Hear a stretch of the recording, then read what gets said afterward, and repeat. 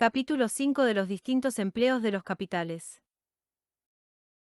Aunque todos los capitales están destinados solo a mantener trabajo productivo, la cantidad de ese trabajo que los mismos capitales pueden poner en marcha varía inmensamente según sus empleos, y lo mismo ocurre con el valor que cada empleo aporta al producto anual de la tierra y el trabajo del país. Un capital puede ser invertido en 4 formas diferentes. Primero, en procurar los materiales en bruto anualmente demandados para uso y consumo de la sociedad. Segundo, en elaborar y preparar esos materiales para su inmediato uso y consumo. Tercero, en transportar los materiales en bruto o ya elaborados desde los lugares donde abundan hacia los lugares donde faltan. O, por último, en dividir esos productos en pequeñas porciones para que se adapten a las demandas ocasionales. En la primera forma se emplean los capitales de todos aquellos que emprenden la mejora o cultivo de tierras, minas o pesquerías; en la segunda, los de los fabricantes; en la tercera, los de los comerciantes mayoristas; y en la cuarta, los de los minoristas. Es difícil concebir una forma de emplear un capital que no pueda ser clasificada en alguna u otra de estas 4. Cada uno de estos 4 métodos de invertir un capital es fundamentalmente necesario para la existencia o extensión de los otros 3, o para la conveniencia general de la sociedad. Si no se emplease un capital en suministrar materias primas en bruto con un cierto grado de abundancia, no podrían existir ni industria ni comercio. Si no se emplease un capital para elaborar aquellos materiales en bruto que requieren mucha preparación antes de estar listos para su uso y consumo, o bien no serían producidos jamás, porque no habría demanda para ellos, o si se produjeran espontáneamente no tendrían ningún valor de cambio y no podrían añadir nada a la riqueza de la sociedad. Si no se emplease un capital en el transporte, sea de materias primas o artículos elaborados, desde los lugares donde abundan hacia los lugares donde faltan, no se produciría de ellos más que lo necesario para el consumo en las proximidades de su lugar de producción. El capital del comerciante intercambia el exceso de producción en un sitio por el de otro, y así estimula la actividad y aumenta el bienestar en ambos. Si no se emplease un capital en separar y dividir ciertas porciones de las materias primas o los artículos manufacturados en secciones pequeñas que se adapten a las demandas ocasionales de quienes los necesitan, cada persona se vería obligada a comprar una cantidad de bienes superior a lo que le exigen sus necesidades inmediatas. Si no existiese el oficio del carnicero, por ejemplo, cada persona debería comprar cada vez una res o una oveja entera. Esto sería en general incómodo para los ricos, y mucho más para los pobres. Si un artesano modesto fuese forzado a adquirir cada vez las provisiones de un mes o de 6 meses, una gran parte de los fondos que emplea como capital en sus instrumentos de trabajo, o en el mobiliario de su tienda, y que le rinden un ingreso, debería emplearlos en aquella parte que reserva para su consumo inmediato, y que no le genere ingreso alguno. Para una persona en su condición, nada sería más conveniente que poder comprar sus alimentos cada día o incluso cada hora, según los necesite. Así podría emplear casi la totalidad de sus fondos como capital, y producir por ello un valor mayor. El beneficio que obtiene compensa con creces el precio adicional que el beneficio del minorista impone sobre los bienes. Los prejuicios de algunos escritores contra los tenderos y comerciantes carecen totalmente de fundamento. No solo no es necesario gravarlos con impuestos o limitar su número, sino que jamás podrán dañar al público multiplicándose, aunque sí pueden dañarse mutuamente al hacerlo. La cantidad de comestibles que pueden ser vendidos en una ciudad determinada está limitada por la demanda de dicha ciudad y sus cercanías. El capital, entonces, que puede ser empleado en el negocio de las tiendas de comestibles no puede ceder el que sería suficiente para comprar dicha cantidad. Si ese capital se divide entre 2 tenderos diferentes, su competencia hará que ambos vendan más barato que si estuviera en manos de uno solo, y si se divide entre 20, su competencia sería mucho mayor, y la posibilidad de que se combinen para elevar el precio mucho menor. Es posible que la competencia arruine a algunos de ellos, pero ocuparse de este asunto concierne a las partes afectadas y debe ser dejado a su discreción. Nunca puede perjudicar al consumidor ni al productor, al contrario, tenderá a hacer que los minoristas vendan más barato y compren más caro que si toda la actividad estuviese monopolizada por una o 2 personas. Es posible que algunos de ellos engañen a un cliente ingenuo para que compre lo que no necesite. Sin embargo, la importancia de este problema es demasiado pequeña como para merecer la atención pública, y tampoco se resolvería necesariamente reduciendo el número de comerciantes.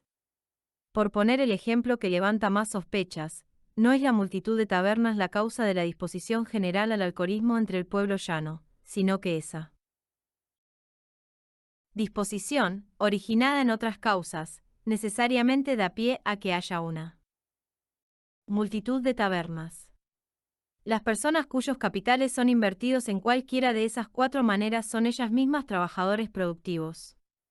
Su trabajo, cuando está bien orientado, se fija e incorpora en el objeto o mercancía vendible al que se aplica, y generalmente aumenta su precio en al menos el valor de su propia manutención y consumo. Los beneficios del granjero, del industrial, del comerciante y del tendero provienen todos del precio de los bienes que producen los dos primeros y que los dos últimos compran y venden. Ahora bien, capitales iguales invertidos en cada una de esas cuatro formas pondrán de inmediato en funcionamiento a cantidades de trabajo productivo muy diversas, y aumentarán en proporciones también diferentes el valor del producto anual de la tierra y el trabajo de la sociedad a la que pertenecen. El capital del tendero repone, con sus beneficios, el del comerciante a quien le compra los bienes, y permite así que pueda continuar con su negocio. El tendero mismo es el único trabajador productivo que emplea inmediatamente. Sus beneficios constituyen el valor total que su empleo añade al producto anual de la tierra y el trabajo de la sociedad. El capital del comerciante mayorista repone, con sus beneficios, los capitales de los agricultores e industriales a los que compra los materiales en bruto y elaborados con los que comercia, y así les permite a ellos continuar con sus respectivas actividades. Con ello contribuye indirectamente a mantener el trabajo productivo de la sociedad y a incrementar el valor de su producto anual. Su capital también emplea a los marineros y cargadores que transportan sus bienes de un sitio a otro, y aumenta el precio de esos bienes no solo en el valor de sus beneficios, sino en el de los salarios de estos. Este es todo el trabajo productivo que pone inmediatamente en movimiento, y todo el valor que añade inmediatamente al producto anual. Su acción en ambos aspectos es mucho más importante que la del capital del tendero. Una parte del capital del industrial se emplea como capital fijo en los medios de producción y repone junto con sus beneficios el capital de otro manufacturero a quien se los compra. Una parte de su capital circulante se invierte en la compra de materiales y repone con sus beneficios los capitales de los agricultores y mineros a quienes se los compra. Pero una gran parte de él mismo es siempre, bien anualmente o en periodos más cortos, distribuida entre los trabajadores que contrata. Aumenta el valor de esos materiales a través de sus salarios y de los beneficios que los patronos obtienen sobre el fondo total de salarios, materiales e instrumentos de producción utilizados en su actividad. En consecuencia, pone de inmediato en funcionamiento una cantidad de trabajo productivo mucho mayor y añade al producto anual de la tierra y el trabajo de la sociedad un valor mucho mayor que el mismo capital en manos de cualquier comerciante mayorista. En igualdad de circunstancias, ningún capital moviliza más cantidad de trabajo productivo que el capital del agricultor. No solo son trabajadores productivos sus peones, sino también su ganado de labranza. Además, en la agricultura la naturaleza trabaja junto al hombre, y aunque su trabajo no cuesta nada, su producción tiene valor, tanto como el del trabajador mejor pagado. Las operaciones más importantes de la agricultura parecen apuntar no tanto al incremento de la fertilidad de la tierra, aunque lo hacen, sino a la dirección de esa fertilidad hacia la producción de las plantas más convenientes para el hombre. Un campo cubierto de espinos y maleza puede a menudo producir tanta cantidad de vegetales como la mejor viña o el mejor campo cerealero. La plantación y el cultivo frecuentemente regulan más que animan la fertilidad activa de la naturaleza, y tras todo el trabajo, siempre resta una buena sección de la tarea a ser realizada por ella. Por lo tanto, los trabajadores y el ganado empleados en la agricultura no solo dan lugar, como los obreros de la manufactura, a una reproducción igual a su propio consumo, o al capital que los emplea junto con los beneficios del dueño, sino a un valor muy superior. Además del capital del granjero y sus beneficios, dan lugar a la renta del terrateniente. Esta renta puede ser considerada como el producto de las fuerzas de la naturaleza cuyo uso cede el terrateniente al granjero. Será mayor o menor según lo sea la supuesta extensión de esas fuerzas, o en otras palabras, según la fertilidad natural o artificial de la tierra. Después de deducir o compensar todo que puede considerarse el trabajo de las personas, lo que queda es la labor de la naturaleza. Rara vez es menos que la cuarta parte del producto total y a menudo es más de un tercio. Una misma cantidad de trabajo productivo empleado en la manufactura jamás ocasionará una reproducción así. En la industria el hombre lo hace todo y la naturaleza nada. Y la reproducción siempre deberá ser proporcional a la fuerza de los agentes que la determinan.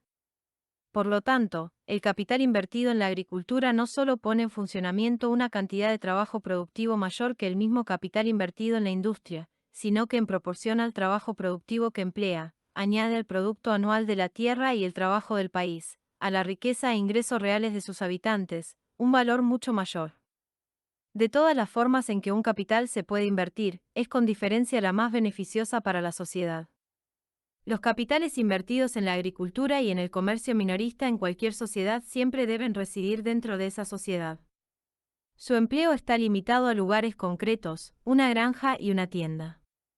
Y también, aunque haya excepciones, deben pertenecer a miembros residentes de dicha sociedad. El capital de un comerciante mayorista, por el contrario, no tiene una residencia necesaria en ninguna parte, y puede vagar de lugar en lugar, según pueda comprar barato y vender caro. El capital de un industrial evidentemente debe residir donde su manufactura se lleva a cabo, pero donde deba tener lugar no está necesariamente determinado. Muchas veces puede hallarse localizado a gran distancia tanto del lugar donde surgen las materias primas como del lugar donde la manufactura elaborada es consumida. Guión está muy lejos tanto de los sitios que le suministran los materiales para sus productos como de los que los consumen. Las personas elegantes de Sicilia visten sedas elaboradas en otros países con materiales que produce el suyo propio. Una parte de la lana de España es elaborada en Gran Bretaña, y parte de esos tejidos es después enviada nuevamente a España. El que el comerciante cuyo capital exporta el producto excedente de una sociedad sea nativo o extranjero resulta de muy poca importancia. Si es un extranjero, el número de los trabajadores productivos es inferior apenas en uno a lo que sucedería si fuese un nativo, y el valor del producto anual de la sociedad inferior solo en los beneficios de esa persona. Los marineros o cargadores que contrata pueden pertenecer indiferentemente a su país, al país de su patrono o a algún tercer país, de igual forma que si fuese un nativo. El capital de un extranjero añade valor al producto excedente de la sociedad igual que el de un nativo, al intercambiarlo por algo para lo que exista una demanda local. Repone con la misma eficacia el capital de la persona que produce ese excedente y le permite que continúe con su negocio, es decir, el servicio mediante el cual el capital de un comerciante mayorista fundamentalmente contribuye a sostener el trabajo productivo y a incrementar el valor del producto anual de la sociedad en la que está. Más importante resulta que el capital del industrial resida en el país. Necesariamente pone en marcha una cantidad de trabajo productivo mayor y añade un valor mayor al producto anual de la tierra y el trabajo de la sociedad. Puede, sin embargo, ser muy útil al país aunque no resida en él. Los capitales de los industriales británicos que elaboran el lino y el cáñamo importados anualmente desde las costas del Báltico son sin duda muy útiles para los países que los producen. Esos materiales son una parte de la producción excedente de esos países, que de no ser intercambiada anualmente por algo que tiene allí una demanda carecerían de valor y dejarían pronto de ser producidos. Los comerciantes que los exportan reponen los capitales de la gente que los producen y los estimulan así a continuar la producción, y los industriales británicos reponen los capitales de esos comerciantes. De igual forma que una persona individual, un país individual puede no tener el capital suficiente para roturar y cultivar todas sus tierras, fabricar y preparar toda su producción en bruto para uso y consumo inmediato, y transportar el excedente tanto de las materias primas como de los artículos elaborados a esos mercados remotos donde pueden ser intercambiados por algo para lo que exista demanda en el país. Los habitantes de muchas partes de Gran Bretaña no tienen capital suficiente para roturar y cultivar todas sus tierras. Una buena parte de la lana de los condados del sur de Escocia, tras un extenso trayecto a lo largo de muy deficientes carreteras, es manufacturada en Yorkshire, a falta de capitales para elaborarla en la propia región. Hay bastantes ciudades industriales pequeñas en Gran Bretaña cuyos habitantes no poseen el capital suficiente para transportar el producto de su industria a esos mercados distantes donde hay demanda para él. Si existen comerciantes entre ellos, son solo agentes de comerciantes más ricos que residen en las grandes ciudades. Cuando el capital de un país no es suficiente para todos esos tres objetivos, la cantidad de trabajo productivo que ponga en funcionamiento dentro del país será mayor en proporción a la cuota del capital que sea invertida en la agricultura, y lo mismo sucederá con el valor que su inversión añada al producto anual de la tierra y el trabajo de la sociedad. Detrás de la agricultura, el capital invertido en la industria moviliza a una cantidad de trabajo productivo mayor y añade más valor al producto anual. El invertido en el comercio de exportación tiene el efecto menor de los tres. El país que no cuenta con bastante capital para esos tres fines no ha llegado todavía al nivel de riqueza para el que está naturalmente destinado. Ahora bien, el intentar acometer los tres de forma prematura y sin capital suficiente no es ciertamente el camino más corto para que una sociedad adquiera el capital necesario, como tampoco lo es para un individuo. El capital de todos los individuos de una nación tiene límites, igual que los tiene el de un solo individuo, y es capaz de abordar solo algunos objetivos. El capital de todas las personas de una nación es incrementado igual que el de una sola persona, por la constante acumulación de todo lo que puedan ahorrar de su ingreso. Por lo tanto, es probable que aumente más rápidamente cuando es invertido de la forma que genere el máximo ingreso para todos los habitantes del país, puesto que así podrán ahorrar el máximo. Y el ingreso de los habitantes del país se halla necesariamente en proporción al valor del producto anual de su tierra y su trabajo. La causa principal del veloz progreso de nuestras colonias americanas hacia la riqueza y el crecimiento es que hasta hoy han invertido casi todos sus capitales en la agricultura. No tienen industrias, con la excepción de esas rudas manufacturas domésticas que necesariamente acompañan al desarrollo agrícola, y que son obra de las mujeres y los niños de cada familia.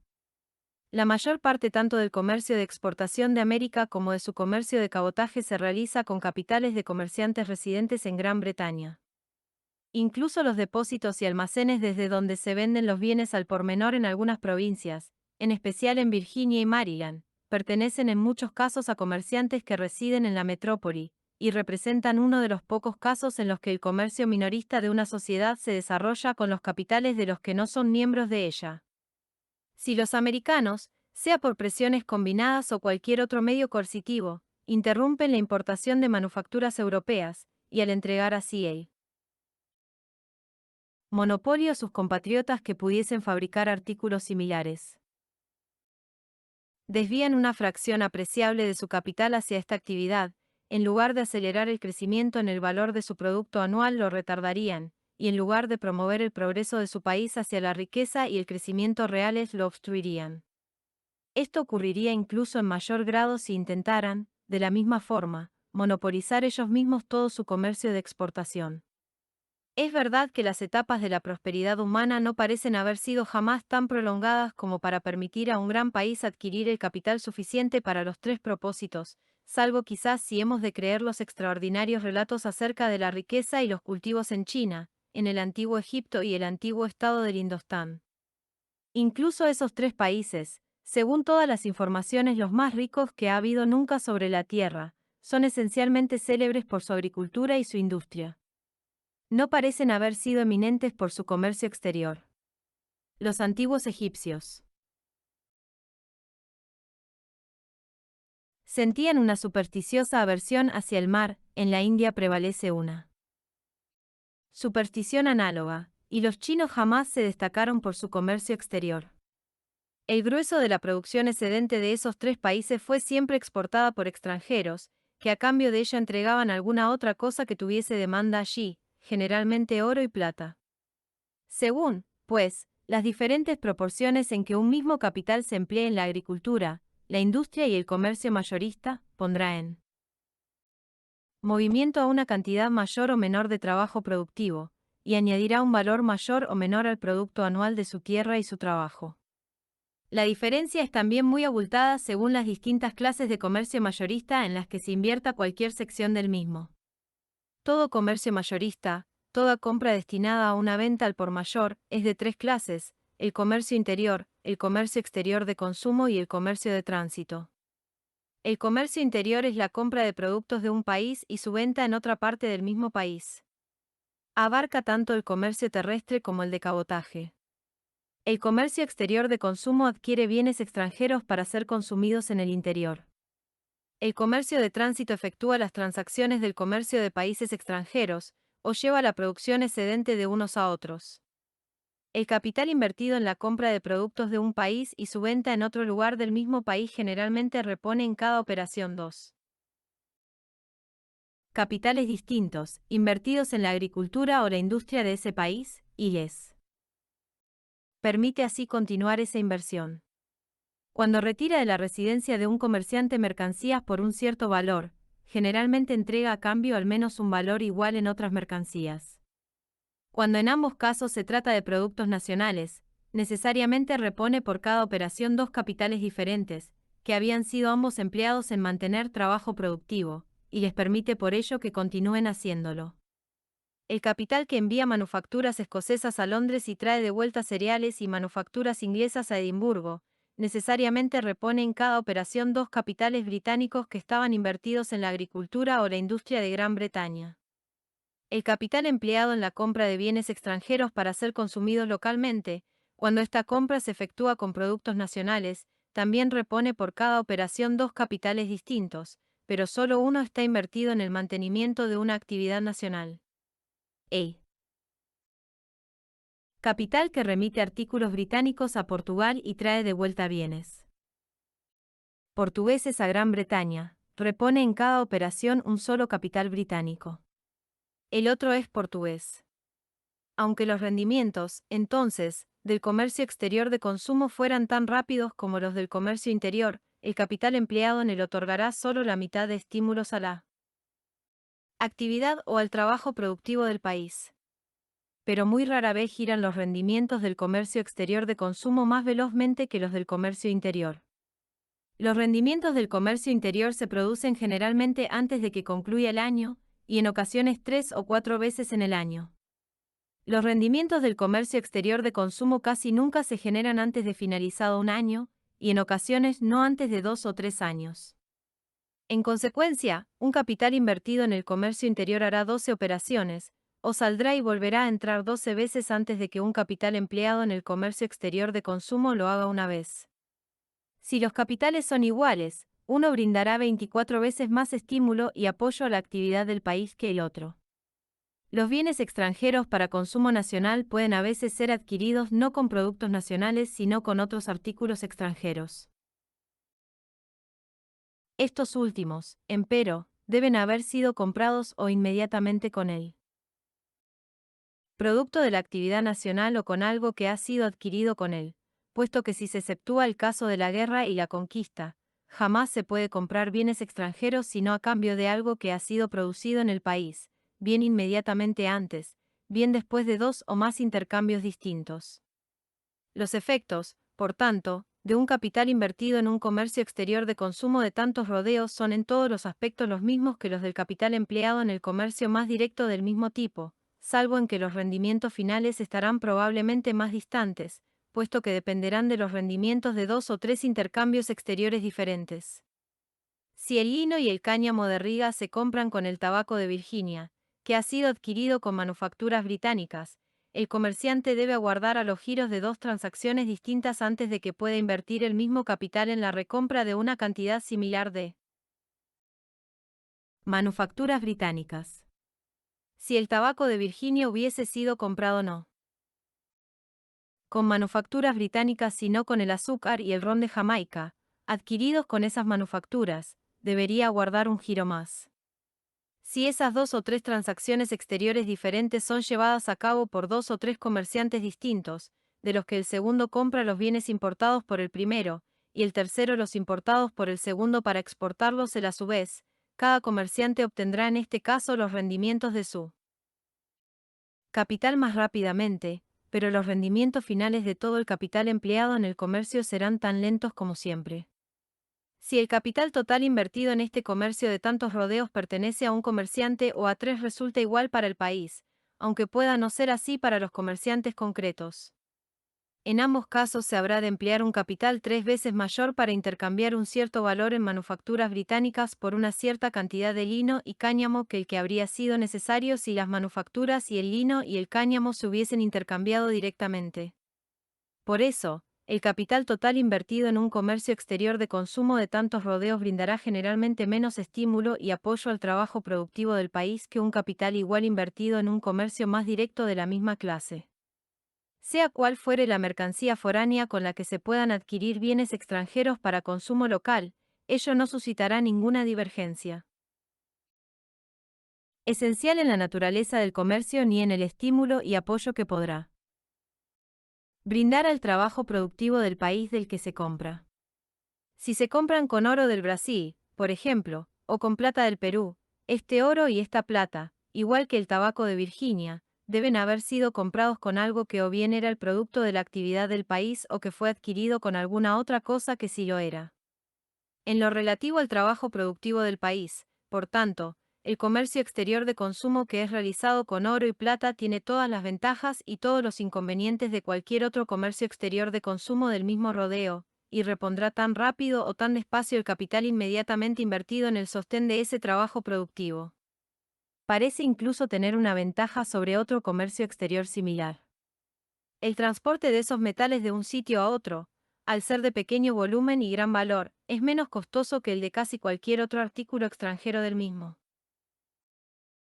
valor. Su flete es más barato y su seguro igual de barato, y además, no hay bienes menos susceptibles de sufrir daños en su transporte. Por consiguiente, se podrá frecuentemente comprar una cantidad igual de bienes extranjeros con una cantidad menor del producto de una actividad nacional utilizando oro y plata que recurriendo a cualquier otra mercancía extranjera. La demanda del país podrá así ser abastecida mejor y a un precio menor de esta forma que de ninguna otra. Más adelante tendré ocasión de estudiar con más detenimiento la posibilidad de que un comercio de esta clase, por la continua exportación de dichos metales, contribuya a empobrecer al país que lo practica. La sección del capital de un país invertida en el comercio de tránsito es totalmente retirada del sostén del trabajo productivo de dicho país y se destina a mantener el de países extranjeros. Aunque en cada operación pueda reponer dos capitales, ninguno de ellos pertenecerá al país en cuestión.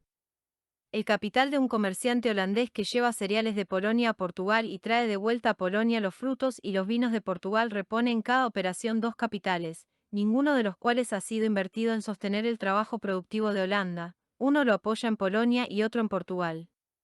Lo único que retorna regularmente a Holanda son los beneficios, que constituyen la única adición que este comercio necesariamente aporta al producto anual de la tierra y el trabajo de dicho país. Es verdad que cuando el comercio de tránsito de un país determinado recurre a barcos y marineros de ese país, la parte del capital invertido que paga el flete se distribuye entre y moviliza a un cierto número de trabajadores productivos del país.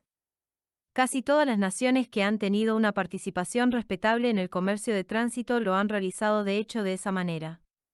El comercio mismo ha derivado su nombre de esa circunstancia, al ser las gentes de esos países los transportistas hacia otros países. Pero no es esencial a la naturaleza del comercio que sea así. Por ejemplo, un comerciante holandés puede invertir su capital en las transacciones del comercio entre Polonia y Portugal, y llevar las producciones excedentes respectivas no en barcos holandeses sino británicos. Puede suponerse que eso es lo que efectivamente hace. Es por eso que el comercio de tránsito ha sido considerado particularmente ventajoso para un país como Gran Bretaña, cuya defensa y seguridad dependen del número de sus marineros y de sus barcos. Pero el mismo capital puede emplear a tantos marineros y barcos en el comercio exterior de consumo, o incluso en el comercio interior, si se realiza con navegación de cabotaje, que en el comercio de tránsito.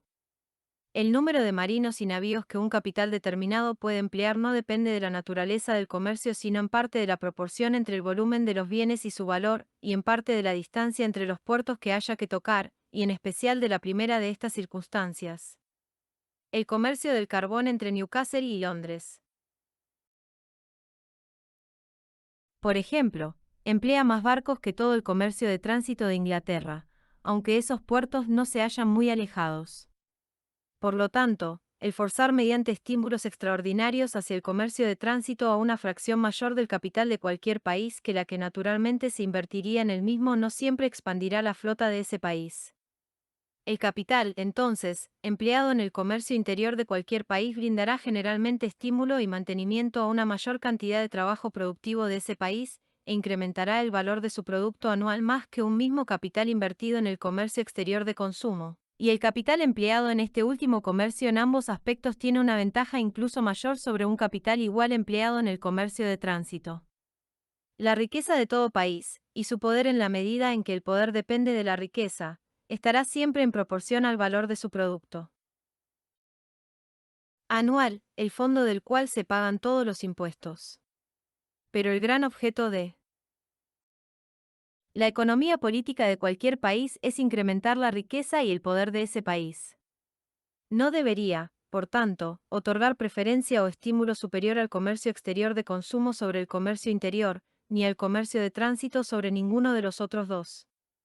No debería ni forzar ni atraer hacia ninguno de esos dos canales una cuota mayor del capital del país de la que naturalmente fluiría hacia ellos espontáneamente. Ahora bien, cuando el curso de las cosas, sin restricciones ni violencias, naturalmente da lugar a cada una de esas diversas ramas del comercio, entonces no solo resultan ventajosas, sino necesarias e indispensables. Cuando la producción de cualquier rama concreta de la economía supera la demanda del país, el excedente debe remitirse al exterior y ser intercambiado por algo para lo que exista una demanda en el país. Sin esa exportación, una parte del trabajo productivo del país deberá cesar y el valor de su producto anual disminuir. La tierra y el trabajo de Gran Bretaña producen más cereales, tejidos de lana y herramientas que lo que requiere la demanda nacional.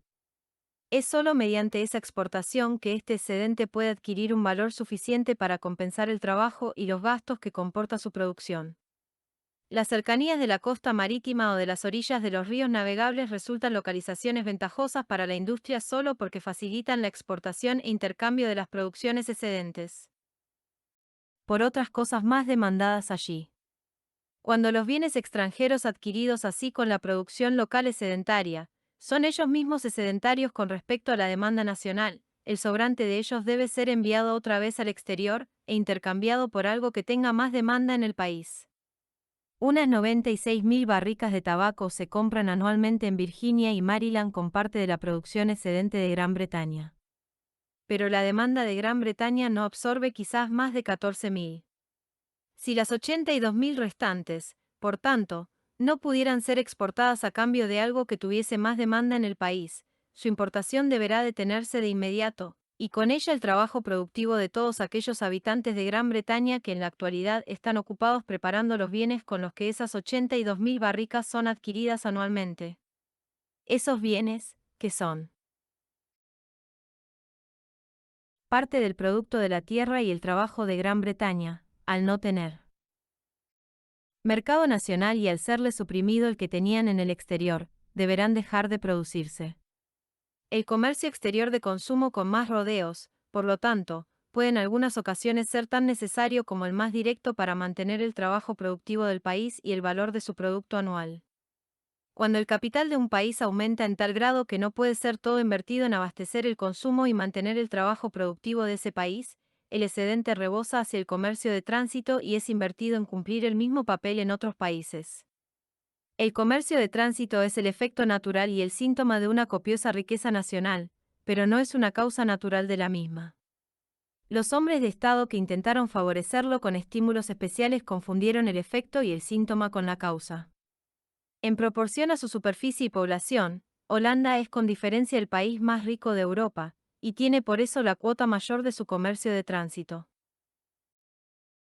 Inglaterra, quizás el segundo país más rico de Europa, posee también una participación relevante en el mismo, aunque lo que habitualmente se considera comercio de tránsito de Inglaterra es probablemente a menudo nada más que un comercio exterior de consumo con rodeos.